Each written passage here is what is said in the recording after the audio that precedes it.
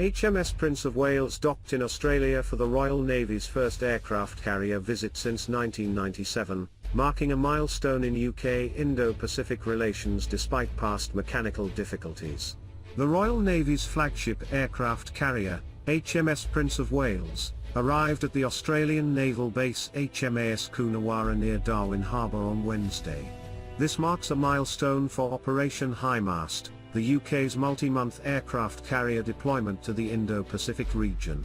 There are likely sailors now serving on the carrier who weren't even born when HMS Illustrious docked in Fremantle, Australia, in 1997.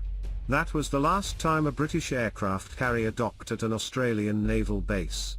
HMS Prince of Wales docks in Australia.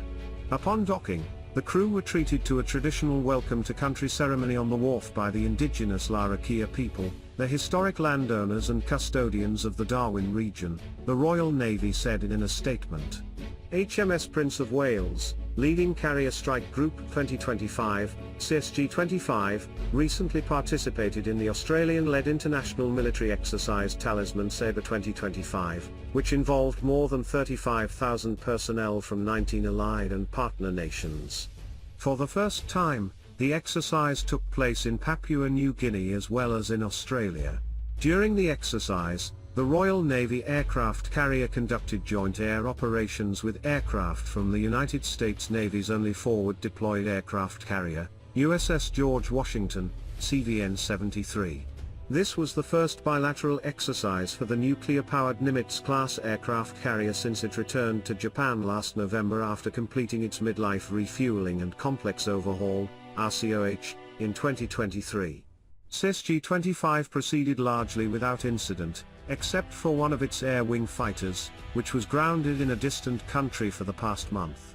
One of its Lockheed Martin F-35B Lightning multi-role fighters, which had begun a flight, was forced to divert to an airport in southeastern India due to weather conditions. However, after landing, a problem arose with its hydraulic system, requiring the fifth-generation stealth fighter to remain at Thiruvananthapuram International Airport until technicians could be dispatched to resolve the issue.